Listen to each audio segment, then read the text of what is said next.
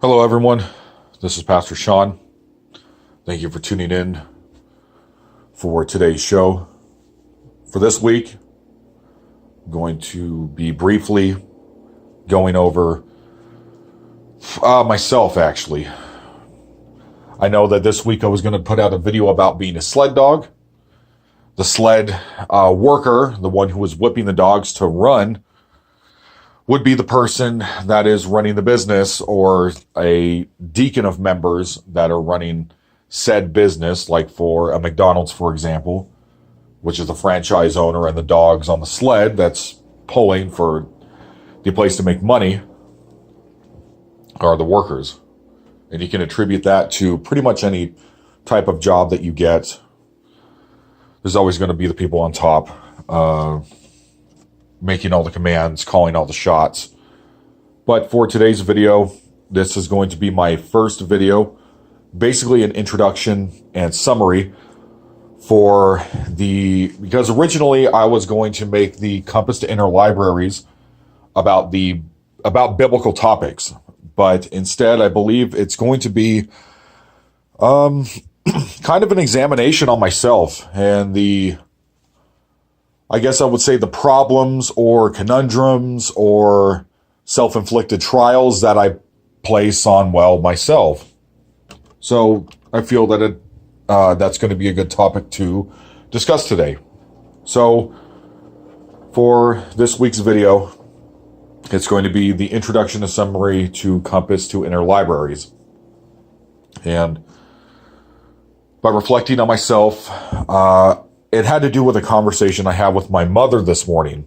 Like I said at the beginning of the video, I was going to talk about how you're a sled dog and you have to pull your own weight and you can't get on top of the weights while other dogs are pulling.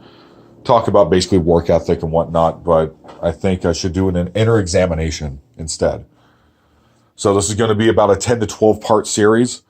And anyways, to go back to what we were speaking of this morning, my mother came over to help me clean.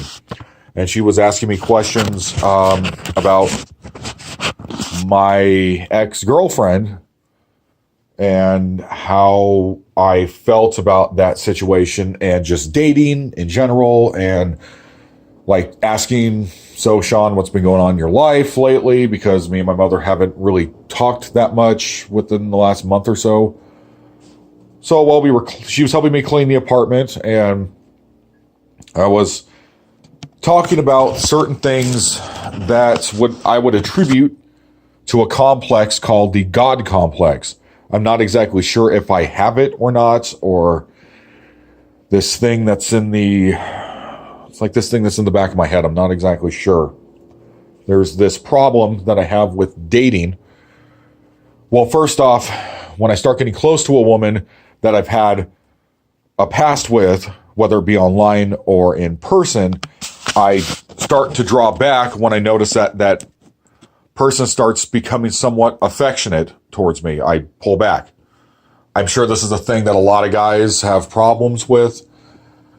Even being that I just turned 30 years old about a month ago. It would be more of a thing where I would say that I'm settling when it comes to women, but I'm not exactly doing that. It's a mixture of a couple of different things. Just not exactly sure why I think the way I think when it comes to dating and women. So that would be the self-examination, looking deep inside myself to try to find these answers. So, what I was telling her is I like it when a woman shows off in public. This was also a conversation I was having with a coworker this week about women. And I don't remember exactly how the conversation went, but he said, dude, if you're looking for like a dime piece, like a woman who's very attractive, man, you're just not doing this right. You're not looking in the right places because it's fickle. And this is pretty much along the lines of what I was telling my mother, even though she was agreeing with me, saying, well, the woman needs to look nice. She needs to look good. She needs to look, I wouldn't say presentable, but Not well adjusted either. I guess to say, I don't know what other word to use, but I'm just going to go ahead and say trophy wife in public. And so she then asked me, well, why do you think that way? Why does she need to be that? Because logically, that's not good. It's very fickle to think in such a way, and I'm not exactly talking about in the way of selling yourself short as a man, but because this is a bit of a confusing subject.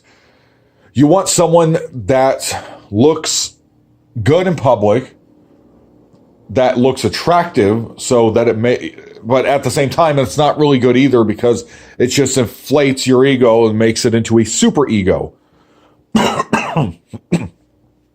And I don't know if this was a learned condition or not by me. Learning this at some point, because to go into the past for the woman that I was with the longest, which would be 6 years, and this, we're going back about 4 or 5 years now. There was a lot of times when I was in public and I felt embarrassed because of her BMI. And not to talk about the whole body positivity thing or body shaming or different things like that. The thing is just that when I go out in public, or when even I'm in private and I look at the woman, if I'm not physically attracted to her, or I'm just attracted to her before sex, then I'm attracted, and then I'm not attracted to her after that just because I was, really feeling it and in the mood, and then after sex or whatever, afterwards I don't want to talk, I don't want to be touchy-feely. I guess it's a couple of different things, actually. Okay, so basically to dumb it down and to admit my fault is that I want a trophy wife. I want a woman that's basically someone that's like a university student who's young and fit, not too fit where she has a six-pack and pecs or whatnot, but basically someone who looks like she could be like an Instagram celebrity, which is very superficial. It's self-absorbed, like it's a self-absorbed mindset. And I believe it may have stemmed from that relationship that I had where it was a learned condition, where, well, it's not just about the inside beauty anymore. It's that she's got to look really good on the outside. And if she's not a dime, even though I'm not myself, because I no longer look at women in categories like that. When I see a woman who's very, very attractive looking, I want that woman, and there's always a problem. I stop talking to her. She stops talking to me. I don't find her interesting. She doesn't find me interesting. Go on a date. She doesn't exactly look like her pictures, which actually probably happened about 5 or 6 months ago. I feel like I'm being catfished, even though she's still pretty attractive. Oh, she just wants to talk about her kid. Like, there's so many variables where I just feel that there was some kind of learned condition in there for the physical attributes of this person has to be up to a standard, even though I don't hold that standard for myself. I literally was walking around Fry's today looking like a bum. Yet there was a woman in that store that looked very nice. She looked clean, well kept. She was very attractive. She could have been a university student. And I thought, if I can't have her, I'm not dating any of the other women in here because they're all not on her level. They're all ugly. This may also attribute to the fact that I look at Instagram a lot. I wouldn't say a lot, but at least once a day, maybe for a couple minutes or so. And Facebook and whatnot, even though Facebook is not really that much. There's not a lot of people I follow that take selfies, but all the women on Instagram and other things that I use are like that. So I believe it's now two things. It's the mindset that was learned, like, for example, the Skinner box, when the rat pushed the button, the pellet came out. That's what I learned from being in such a bad, unwholesome relationship that was so negative, being that it was also where I was dating a woman for such a long time who was just very physically unattractive, and I felt embarrassed walking around out in public with her. So now it's like this reverse vacuum effect where nothing's ever good enough. The woman I talk to, it's just, there's always fault in it. It's like I can see the sin in something, even though I'm not perfection myself. I'm not cut up. I don't really have what you would call a striking personality. I'm very odd and weird to a lot of people. I'm antisocial. There's a lot of things that I can take into account for where this person can say these things about me and say, yeah, I'm not going to date you. So I think it was that mindset that just clicked and just kept clicking. The wheel just kept rolling and it never stopped or reversed itself. So that's why I think like that. So that was one of two things. The second thing is that I believe because of our like and heart and happy face gobbling millennial culture that we have nowadays, there's just so many women that are into that. And I don't want to say necessarily that it's a thing with Tucson, being that most of the women here are just physically not attractive looking. It's just a basic minor town type of thing, type of mindset. We're just, basic looking people, just normal looking people. And I'm not saying that there's anything wrong with that. I'm just saying that the other thing of why I think I have such an acquired taste with hot women, it could even be attributed to music that I listen to. It could be attributed to videos that I watch or movies. I'm not exactly sure. I'd also know for a fact that it's attributed to my family members, especially my brother, being that everybody in my life has an opinion on this subject about anybody that I talk to or anybody that I date. So also in a way, even though that they don't approve or approve, then I don't approve or approve, but then they don't approve. So it could go several different ways. Not exactly sure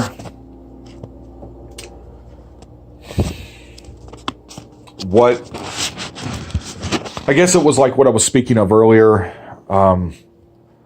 If my friends or my family say, oh, so you're into this woman, oh, what's her name or whatever, and then they find faults, but I don't find any faults because I'm excited. It's like a catch-22 because I also struggle with self-confidence.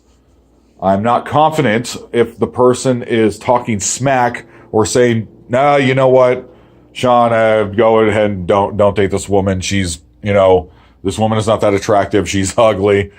Or she has a bad negative personality or whatever. I mean, I'm sure a lot of it is just them trying to protect me. They know what I like. They know what I dislike. They know I don't want to sound, with the God complex thing that I was talking about earlier, but uniqueness that I have, I guess. I'm not really using that word uniqueness as a positive light. It's more of what I would attribute to a negative personality traits per se, or whatever it is. There's several variables to look at in this type of situation, and I'm sure this is for like everybody. I was watching a video by ASAP Science yesterday that Mitch was talking about how 1 in every 4 people will never find love. And I've even saw that. I saw that once in a Louis C.K. stand-up. That there's just certain people out there with no game, or they just literally don't care because they are asexual, or someone that's like my brother, for example, where he just honestly doesn't care to be in a relationship or to be out of one. He kind of just goes with the abstract. He flows in the stream of life. So with me, it's really disconcerting. I want to figure this out. I don't like being single. I've never liked being single. I just didn't want to be with a woman I felt either she was poisonous to me or I was being poisonous to her. Really, there's no exact answer that you can look for in having a relationship with a person. You have to accept the flaws. You have to accept the fact that you're going to have to walk around in public with this person and, no, she's not like an Instagram model. Even though that sounds super self-absorbed and super fickle, that's just what my state of mind is right now, even though I don't like it. I don't like thinking like this. I don't like being this judgmental of a person's appearance. So I believe the other thing was that high school for me and middle school was just such a ridiculously negative experience for me that when people ask me about high school, because it has come up, it's actually come up recently. Oh, Sean, how was your high school experience? I attribute it to serving a 4-year jail sentence at San Quentin, California or something, or Buckeye. Oh no, it was actually a prison sentence. That's how bad it was. So I had no girlfriends. I did not go on any dates or anything the entirety of high school and did not actually lose my virginity until the age of 21. Be that as it may, Jesus Christ, when he was crucified at 33, was also a virgin. So that's not really a big deal. I used to really get bummed out about that, but not anymore. I don't really care about that because life just go in so many different directions. I was just hanging out with a lot of people back then that were socially inept, mentally insane. I would say about 60 to 70% of the people that I associated with in school were in the special ed classes or those super special ed classes where the children were deranged. So, not exactly sure why I liked to be around people like that, but suffice to say, it wasn't like me being the punter on the varsity football team, even though I did have friends in high school that were two of the friends that I had in Algebra 1, one was the quarterback of the varsity football team, and the other one was the lead running back. So I just was so afraid to talk to them, and I just don't know why. I was so ridiculously shy around people in the dominance hierarchy that were so nice to me, and even though the school was just really bad, we were ranked the second worst school in the U.S. to go to high school. It was that dangerous and bad. I mean, Sunnyside was right below us as the worst, which was a reform school for kids. Anyways, so I didn't lose my virginity till the age of 21, and it was to a woman that I was not in love with. I was in lust for her, and so she catfished me, being that she was much heavier than what she let on online when I was in California. Came down here, but for the fact that I just became Christian, I let it go and accepted this woman for who she was, which was, I would say, probably one of the biggest mistakes and regrets I've made in my life. But anyways, so there's actually kind of scrolling down we're scurrying down the rabbit hole right now. Okay, now that I'm speaking these things out loud for this video, I'm starting to understand why I think certain ways of women and dating. It's actually becoming much more clear now.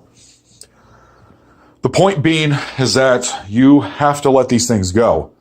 Because if you don't let this go, you're never going to be able to move forward. You cannot, if you keep letting the past bind you in vast chains, then the devil's going to win. You're never going to be happy. And it's not like a thing where, how Jordan Peterson says, don't even look at going after things in life that's based on happiness. Don't ever do that. I mean, I'm just saying, but you cannot be unhappy literally all the time. You can't do that. So you have to be able to be happy some of the time. So the experiences that I've had with women were very, very negative experiences. And I'm not saying because in the dominance hierarchy at our high school, I was very, I would say it was very similar to, attribute to the time of maybe having the same personality types as the artist Robert Crumb and his brothers. I mean, it was like I was literally almost at the bottom. The people that were at the bottom were not even the kids that were mentally deranged, but the ones who were so enamored with playing video games and coming to school on their lunch breaks. I would be sitting in the room with them. I believe I did for 1 or 2 lunch breaks, and they were playing Yu-Gi-Oh cards together, like the really, really nerdy kids. You know, that was like the lowest of the low. Right. I mean, I was with the punk and the metalhead kids. I was like the only, what I considered at the time, I was the only goth in high school from my recollection. Anyways, continuing, the thing to grasp from this and having this God complex that I believe, I don't know if it could be attributed to any type of other complexes, but the God one is the one that to me makes the most sense as to what I'm struggling with. This complex, and whereas I feel that I'm just better than women that I talk to when I go on these dating websites like POF or OkCupid or Meet Me, and I go on these websites and I feel that, okay, well, I've already sent out like 300 messages, like what the heck is going on? And then I would think to myself, I'm better than these people. I'm better than these women. I guess it was just to make myself feel better about the situation, you know, to put a wall up, to put a giant shield up around me so I didn't have to feel this thing that I felt in high school or felt every time I would get in a huge fight with my ex-fiance back when I first came to Tucson, which ran all the way to about 4 years ago to where we broke up. It's just, I always felt like I was a failure, but because of the pride within me, I project it in a way where I'm roasting, like, you know, what the kids say, roasting women. Like a defense, like kind of a defense mechanism. I've actually broken that down very recently to the point where I'm not doing that anymore, because I used to do that a lot a couple of years ago. But I mean, I can't exactly say that it has been working due to the fact that I'm drinking like on Friday nights. Then it's kind of just off kilter there again, because I'm going back to my immature self, my immature ways, not caring about anything, just laughing about everything. That's the whole reason why I drank alcohol, is just to feel like I'm a kid again, because I just feel so alive and inhibited, and I grow wings and I can fly and I fly off when I drink. I just don't have to feel anxiety all because I feel it so much, but not all the time, but a lot of it. It's a majority. Anyways, going back to the original issue of this video, is that there's been so much to break down to the point where you now have to make a choice. And I'm speaking to myself and also speaking to the person listening to this video. You need to make a choice to change. Be it you need to start going to therapy sessions once every 2 weeks or so with any kind of therapist, or a therapist of like a Stephen Minister from a Stephen Ministry outreach from your local church. You can drown it in something else. I just wouldn't prefer it, because I do know that there are people that I watch online that's what it seems like they're doing. They're drowning out their sorrows by lifting weights in the gym, or by drinking, or by smoking marijuana, or even some people have personality traits where they drown themselves when they don't even smoke or drink or do anything, and they make art nonstop. Music, paintings, drawings, sketches, whatever. To not feel, to not have to think. Because once you start getting up there to that age, being that I've just turned 30, and you feel that, okay, well, where is my hot girlfriend? Where is my hot wife? Where are these kids I was supposed to have? Where is this house I'm supposed to be living in? Where is the career that I thought I was going to have? This, as you know, it's just, it keeps going, like what society expects of you to have. And that has been bogged down on me very recently. Or when I'm getting, I don't know, when I'm getting advice or opinions from friends who are not in my situation, and that can become annoying because I feel that they don't understand where I'm coming from because they've hadn't had to deal with this in a long time of being single for such a long time. Or it's just, half-assed. But anyways, to start off, or not to start off actually, to end for this introduction and summary, I'm going to be going over several different complexes or things that I may have inside of myself, something to basically make links in the chains inside of my head, basically because as of now I can't afford to go to a therapy session, so we're going to try to figure this out together. The main thing is to move on. If you keep making excuses and not just acknowledging that Jesus has wiped it away already, but you keep bringing it back, or there's something deep inside that you have not dealt with, that you have to move on from that. You have to acknowledge, like for the inside of myself, to see a woman and not just be super judgmental inside your own head. Or you have to be able to give them a chance. You have to be able to work with them. It's from till death do us part when getting married under the eyes of God. The main purpose and the focus is actually to be on Christ, and then the wife of yours comes second. Some men just don't put on airs. And I'm envious of guys like that who look like they seem to be perfectly happy in their relationships with women that are like, oh, wow, ugh, That's just me, though. That's just me being superficial. It's just me being a jerk. When you have to get rid of that mindset. That has to leave. So, anyways, thank you for watching. For the Compass to Interlibraries Introduction and Summary, this is Pastor Sean, and God bless.